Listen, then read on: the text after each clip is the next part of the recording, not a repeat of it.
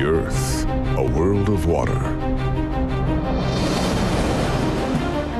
Nearly 3/4 of our planet is covered in a massive blue patchwork of seas and oceans. What lies beneath the surface is an alien realm we've barely begun to explore.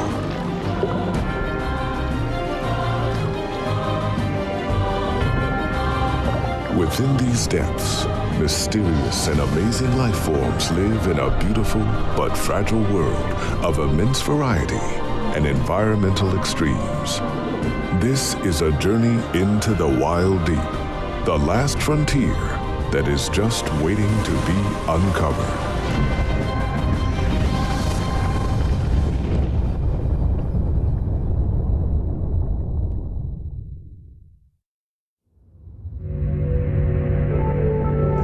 At the southern tip of the North American continent, the Yucatan Peninsula is located in southeastern Mexico, between the Caribbean Sea and the Gulf of Mexico.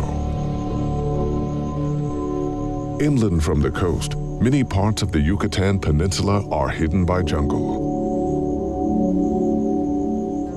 Mysterious structures emerge from the thick brush. They are the ruins of the ancient Mayan civilization. The Maya thrived here between the 3rd and 10th centuries. Their civilization was highly advanced, and they developed methods of writing, a system of mathematics, and the use of intricate astronomical calendars. They were also skillful at architecture, which is evident by the many pyramid-like temples they built without the use of metal tools, and that still stand to this day. Their society was deeply spiritual, and a vast number of gods and goddesses were worshipped. They often represented the forces of nature, the Earth's cycles, and the cosmos. Some of the Mayans' largest pantheons were built to honor these deities, while others were constructed to host religious ceremonies involving human sacrifices that were made to appease their gods. From around 900 AD, little is known of the Maya. Their written records were lost. One theory was that they deserted their cities, although the reason for their dramatic decline still remains unknown. But some of the region's greatest mysteries lie underneath the jungle.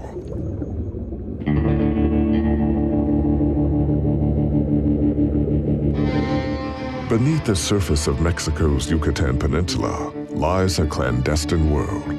This is one of the world's largest network of underwater caves. The peninsula is mostly made up of porous limestone, but it holds little water on its surface. Instead, rainwater seeps through the ground, where over millennia, the water's mildly acidic properties eroded the interior of the peninsula and turned it into an enormous honeycomb of caves and caverns. Some of the tunnels snake through for more than 100 miles.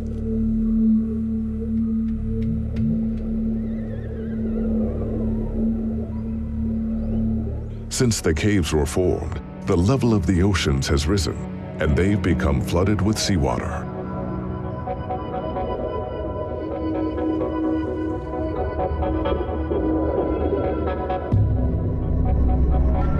Stalactites hang from the ceiling, like rows of dripping candle wax, while stalagmites rise up from the floor. These formations grow about half an inch every 100 years.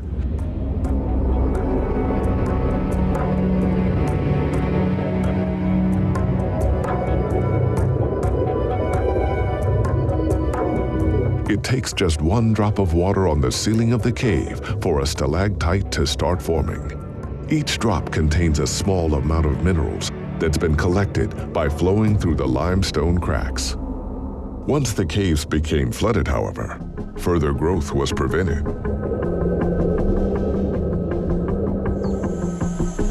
In certain places, the cave ceilings collapsed, leaving giant entrances to this mysterious underworld.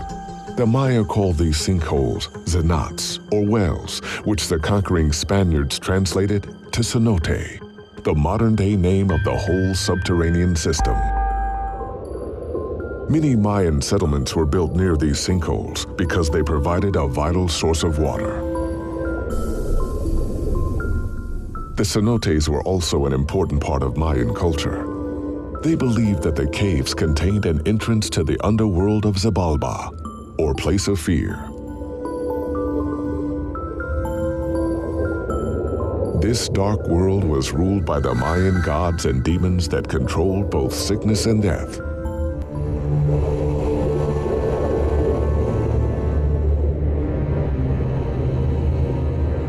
The rain god Chak was also thought to live here. And the Maya believed they could communicate and pacify their gods by making sacrifices. Many precious objects were thrown into the cenotes, including those made of gold, jade, and copper, as well as more simple possessions, such as shells and pottery. Human bones have also been found within the cave system. It is believed that sacrifices of young boys and girls were carried out during very hard times, such as after a long period of drought. Many of the skeletons found were often adorned with jade jewelry. It's thought that the majority of these may have been young boys who might have been thrown in and left to drown, sacrificed to please the rain god, Chak. Some of the offerings may have been placed in areas that were subsequently flooded. Another theory is that the children may have died by natural means and were then offered to the gods to honor their lives.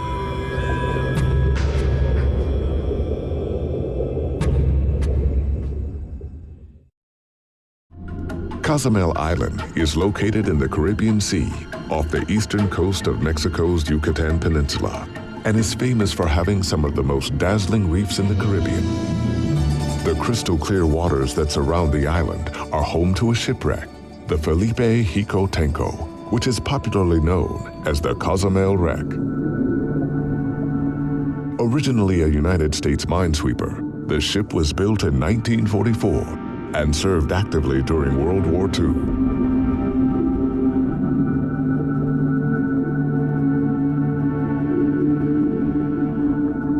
The ship was sold to the Mexican Navy in 1962, where it was renamed and used for search and rescue missions, as well as to patrol the coastal waters for ships carrying illegal arms or drugs.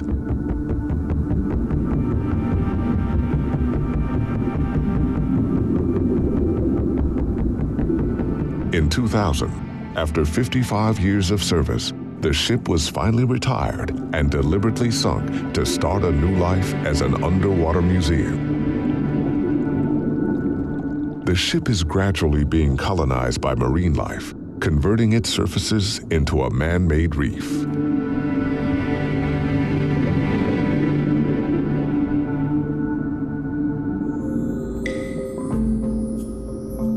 Many of the other reefs around the island have been turned into marine parks, which offer the wildlife much-needed protection and allows divers the chance to come face-to-face with them.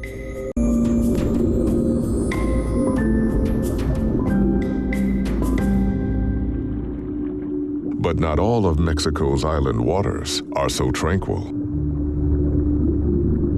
About 250 miles off the western coast of Mexico, surrounded by the deep waters of the Pacific, lay the Revejedo Islands. The archipelago is made up of 4 volcanic peaks and are a 24-hour boat ride from civilization. These isolated islands have several endemic species of plants and animals and are often referred to as the Mexican Galapagos. The waters surrounding the islands have been designated as a marine reserve and teem with life. The smallest island is called Roca Partida, meaning the broken rock, at about 300 feet long, 26 feet wide, and rising only 100 feet from the surface of the water. It can barely be called an island at all.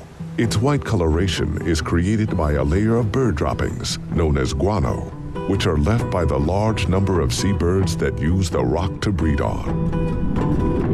Above the waves, Roca Partida may be small in stature, but below the surface, it's a powerful draw to an abundance of marine life that has turned this lonely outpost of rock into a home. The otherworldly songs of distant humpback whales reverberate around the island as a pod of bottlenose dolphins patrol in and out of these waters.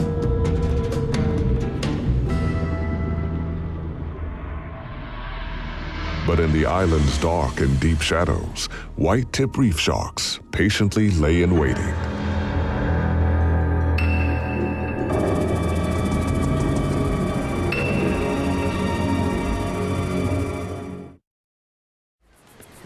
Off of Mexico's western coast, the small island of Roca Partida has become known as the Cathedral of the Sea, and its towering walls below the surface of the water are an awe-inspiring sight to see. This area provides a sanctuary for many extraordinary creatures that congregate here to find shelter and food, hoping to raise their chances of survival in the vast Pacific Ocean. Clouds of amberjacks hover near the walls. Their deeply forked tails and slender fins enable them to make rapid bursts of speed, which they use for hunting small fish or escaping predators.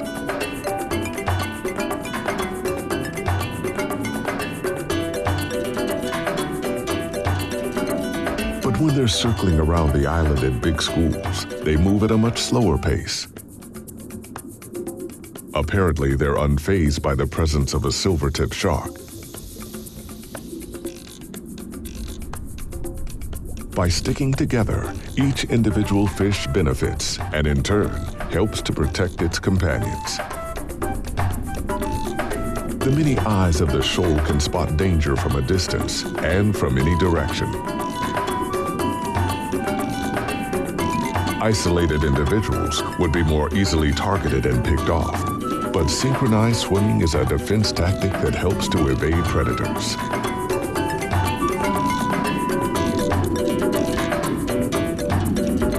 Yellowfin tuna are big, but built for speed. They can weigh in at 880 pounds and chase down their prey at speeds of 50 miles per hour. But the apex predators in these waters are sharks. Several species circle the islands. Silvertips can be distinguished by the elegant white borders that run along their fins, while white-tip reef sharks have more flattened heads and white edges on the top of their dorsal and tail fins.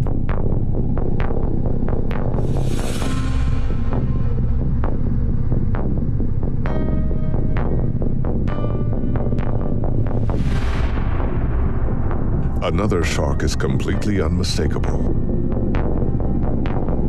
Hammerheads. They melt in and out of these blue Pacific waters. This species are scalloped hammerheads. They can grow up to 13 feet long and form large schools around the islands.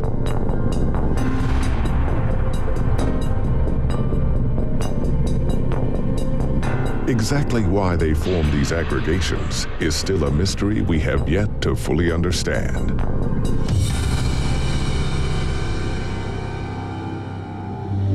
White-tip reef sharks also form into social groups, but are less dangerous to approach than hammerheads.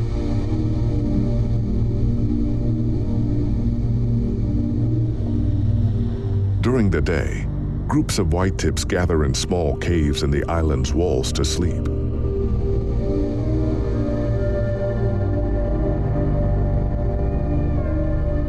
These sharks are active nocturnal hunters who use their flattened snouts to tunnel into gaps between rocks and corals to try and pull out their prey. Their tough skin and a prominent brow above their eyes protect them from the rough, tight spots their prey hides in.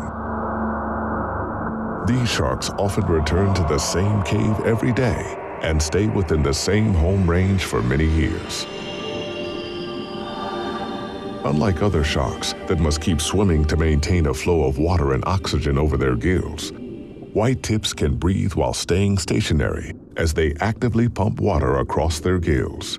This adaptation gives them the opportunity to rest when needed. Leather bass are abundant throughout the Reveia-Haedo Islands. They're a species of grouper that can reach 3 feet long.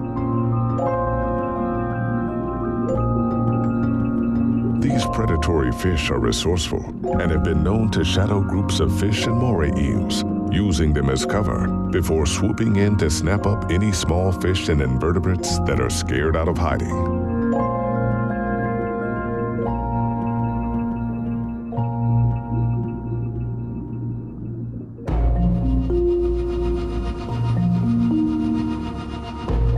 Another island in the Reveia-Haedo archipelago is world-renowned for the amazing close encounters between humans and one of the Pacific's most majestic ocean giants.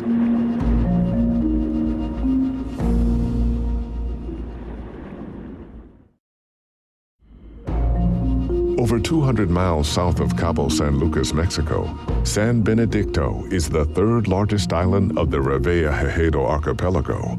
In these deep ocean waters, Pacific manta rays glide gracefully through the currents on over 20-foot wingspans. These majestic ocean giants can weigh nearly 1.5 tons. The rays use the islands as a cleaning station, hoping to get angelfish to pick parasites off their bodies. San Benedicto is home to a famous diving site called the Boiler. It's an area world-renowned for the up-close and personal encounters that divers are able to experience here with these fascinating and very friendly creatures. The rays will often come within touching distance of humans. Divers are not allowed to ride, chase, or touch the rays. But it's common to see mantas greet them when they arrive and stay as long as they're around.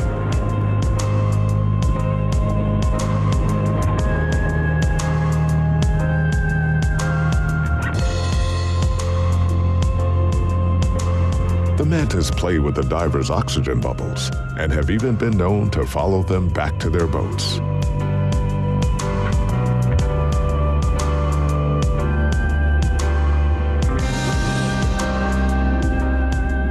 Mantas don't live on the sea floor like many other species of rays.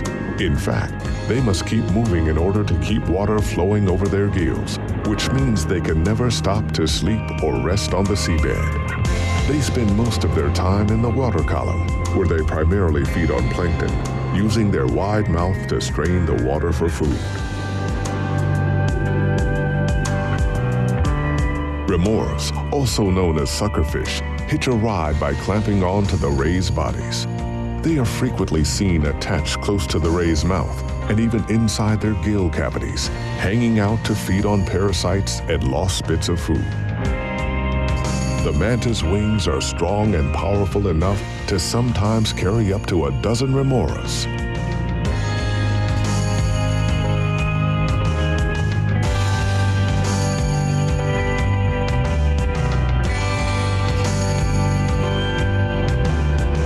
Like most fish, manta rays usually have pale undersides and darker backs. It's a type of camouflage known as countershading, which allows many types of fish to blend into the light surface waters when seen from below, and the dark, deep waters of the ocean when seen from above.